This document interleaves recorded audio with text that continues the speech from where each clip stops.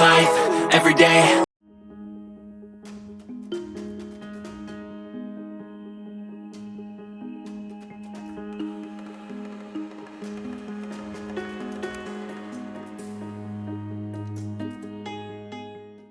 Hello बच्चों, आइए हम वास्तविक संख्याओं में आज के एपिसोड में सीखेंगे अंकगणित की आधारभूत प्रमेय। ये प्रमेय हमें क्या कहती है? प्रत्येक भाज्य संख्या को अभाज्य संख्याओं के एक गुणनफल के रूप में व्यक्त किया जा सकता है तथा यह गुणनखंडन अभाज्य गुणनखंडों के आने वाले क्रम के बिना अद्वितीय होता है। उदाहरण के लिए 42 को हम कैसे लिख सकते हैं? 2 गुना 3 गुना 7 या 3 गुना 2 गुना 7 या फिर 7 गुना 2 गुना 3। इस प्रमेय की मदद से अब हम आपकी प्रश्नावली हल करते हैं। पहला प्रश्न है, निम्नलिखित संख्याओं को अभाज्य गुणनफल के रूप में व्यक्त कीजिए। पहला प्रश्न है 140, 140। इसको हम कैसे लिख सकते हैं? 2 गुना 2 गुना 7 गुना 5।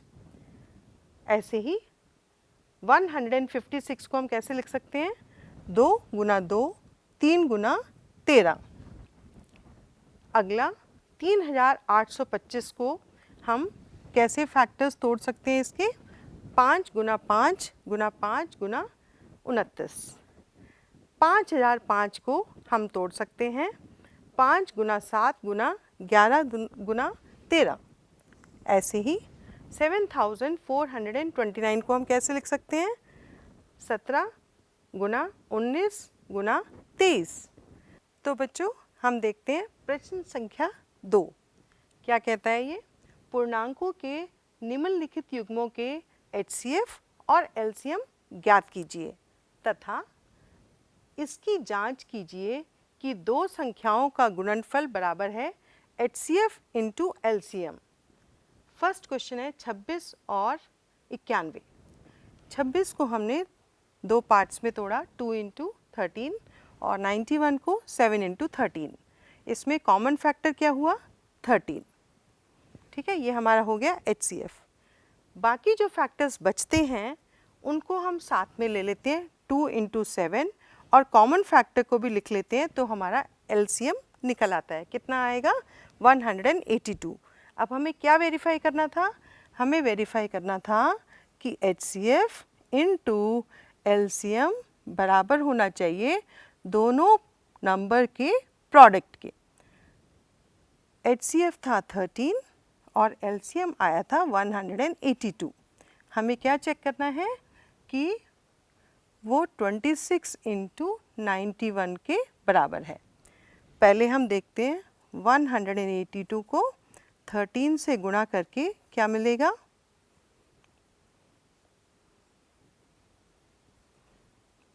546 281 2366। अब हम देखते हैं 26 इंटू 91।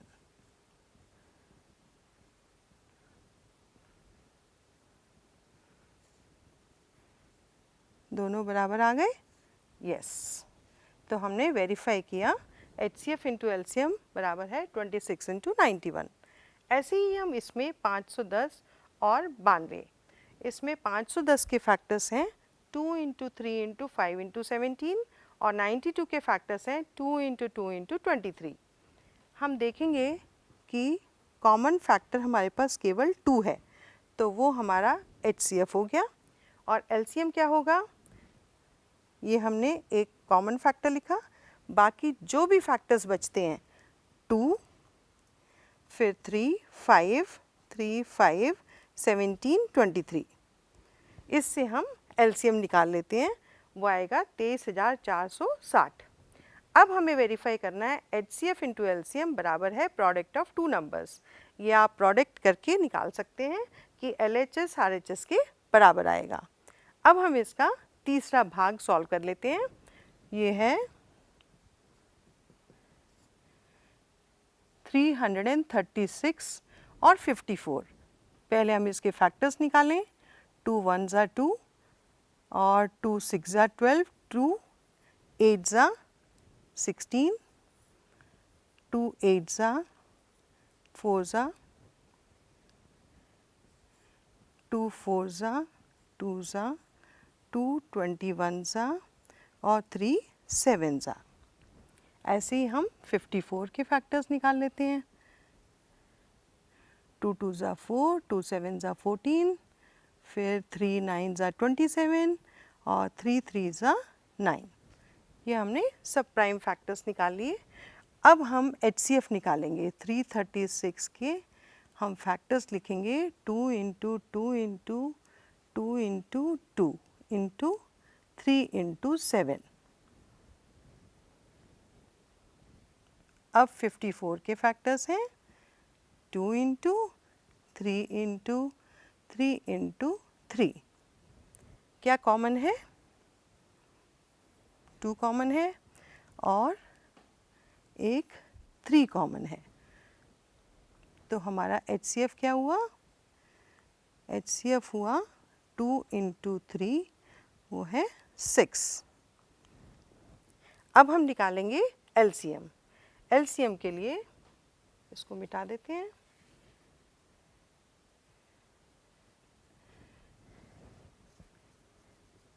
LCM के लिए हमने जो कॉमन है वो हमने लिख लिया और उसके अलावा हमारे पास फैक्टर्स बचे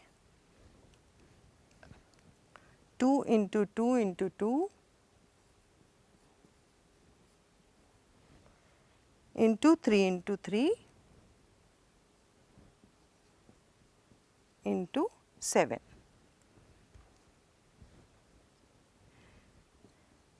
अब हम देखते हैं 2 2 ज़ा 4, 4 2 ज़ा 8, 8 2 ज़ा 16, 16, 3 3 ज़ा 9, 9 3 ज़ा 27 को हमने मल्टीप्लाई करना है 7 से। तो ये हमारे पास आ गया 16 और 27 को मल्टीप्लाई करेंगे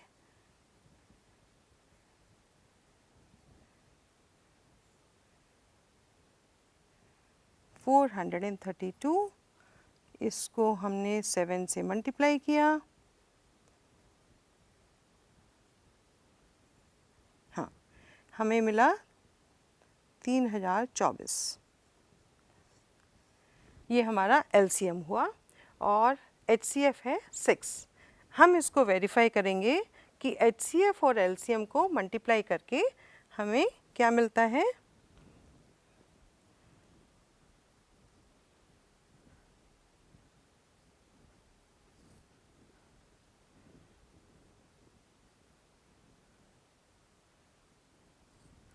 यस 18,144।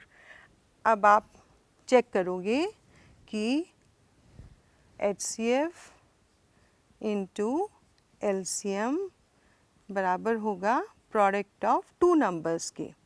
हमने ये HCF क्या निकाला था 6 और LCM निकाला था 3024। वो हम मल्टीप्लाई करके वेरीफाई करेंगे 336 इंटू 54।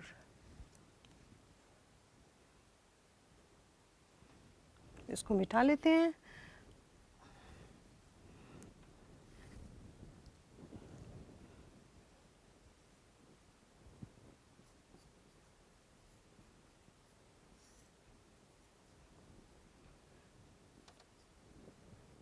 ये आ गया हमारा 5 6 ज़ा 30, 3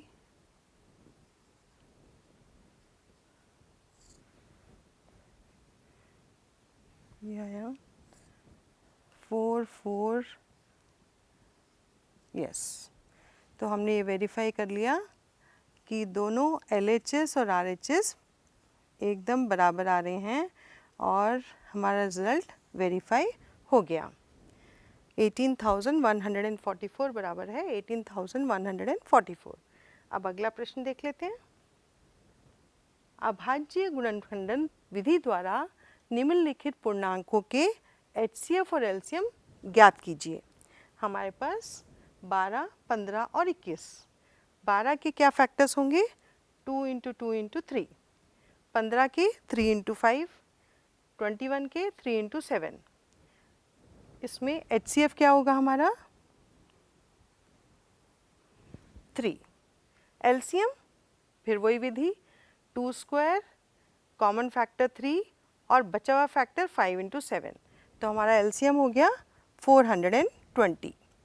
ऐसे ही 17, 23 और 29, ये तीनों नंबर देखिए, ये सब प्राइम नंबर हैं। तो आप देखोगे कि इनके फैक्टर्स क्या होंगे? 1 इंटू 17, 23 के 1 इंटू 23, 29 के 1 इंटू 29। क्या कॉमन फैक्टर हुआ? 1। तो HCF हो गया 1। LCM होगा product of 3 prime numbers, 17 into 23 into 29, वो हो जाएगा 11,339। इसमें थर्ड वाला है 8, 9 और 25। 8 के फैक्टर्स हैं 2 इंटू 2 इंटू 2, 9 के फैक्टर्स हैं 3 इंटू 3 और 25 के हैं 5 इंटू 5। HCF हमारा फिर देखिए कुछ कॉमन नहीं है, तो HCF होगा 1 और LCM होगा 2 into 2 into 2 into 3 into 3 into 5 into 5, वो हो गया 1800। अगला प्रश्न देखते हैं। इसमें हमें HCF दिया हुआ है 306 और 657 का कि 9 है और हमें LCM ज्ञात करना है। इसमें हम अपना वही फॉर्मूला लगाते हैं, क्या है? HCF इंटू LCM बराबर होना चाहिए दोनों नंबर के प्रोडक्ट के। नाउ इसमें 306 और 656 का LCM कितना है? 9 इंटू LCM, और दो नंबर्स क्या हैं हमारे पास? 306 और 657।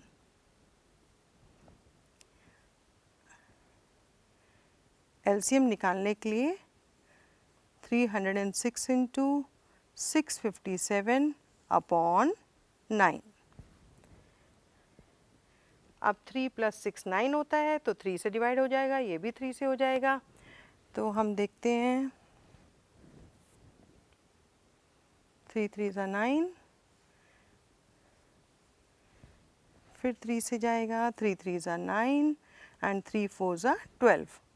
तो हमारा LCM हो जाएगा 34 इंटू 657। 657 को हम मल्टीप्लाई करेंगे 34 से, तो क्या मिलेगा? 22, 2, 24 और 2 26। 7 3 = 21, 2 19। तो ये हो गया 8 3 3 1। यस, तो हमारा LCM निकल आया 22,338। ये हमारा आंसर हो गया। तो समझ में आया बच्चों? चलो अगला प्रश्न करते हैं। जांच कीजिए कि क्या किसी प्राकृत संख्या n के लिए संख्या 6 पावर n अंक 0 पर समाप्त हो सकती है? उत्तर देखिए, ऐसे हमें लिखना होगा 6 raised to n का अभाज्य गुणनखंड क्या होगा? 2 इंटू 3। 6 को हम कैसे तोड़ सकते हैं? 2 इंटू 3 पावर n। जबकि कोई प्राकृत संख्या जो शून्य पर समाप्त होती है, उसके अभाज्य गुणनखंड क्या होने चाहिए?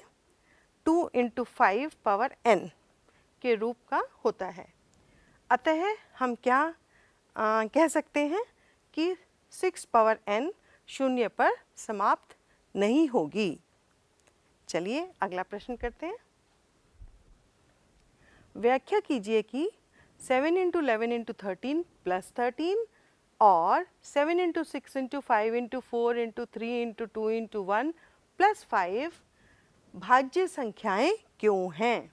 इसमें आप ध्यान से देखें, 7 इंटू 11 इंटू 13 प्लस 13। इसमें अगर हम 13 को कॉमन फैक्टर ले लेते हैं तो हमारे पास बचता है 7 इंटू 11 प्लस 1। इसमें 13 इंटू ये हो गया 77 प्लस 1, 13 इंटू 78। इसमें दो फैक्टर्स से ज़्यादा होने पर हम उन्हें कॉम्पोजिट नंबर कहते हैं। यहाँ दो से ज़्यादा फैक्टर हैं, इसलिए ये क्या है, भाज्य संख्या है। ऐसे ही हम इसमें चेक कर लेते हैं। 7 into 6 into 5 into 4 into 3 into 2 into 1 plus 5। इसमें भी हमें क्या कॉमन दिख रहा है, 5। 7 into 6 into 4 into 3 into 2 into 1 plus 1।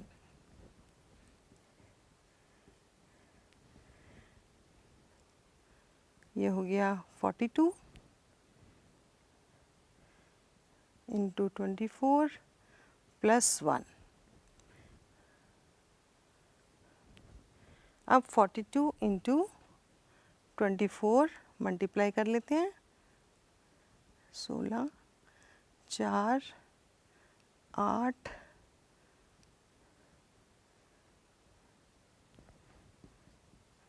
तो हमें मिलता है 1008 प्लस 1। ध्यान से देखिए, ये हमारे पास दो नंबर्स का प्रोडक्ट आ गया। इसका मतलब ये क्या है, भाज्य संख्या, कॉम्पोजिट नंबर्स। चलिए अगला प्रश्न करते हैं। प्रश्न संख्या 7। किसी खेल के मैदान के चारों ओर एक वृत्ताकार पथ है।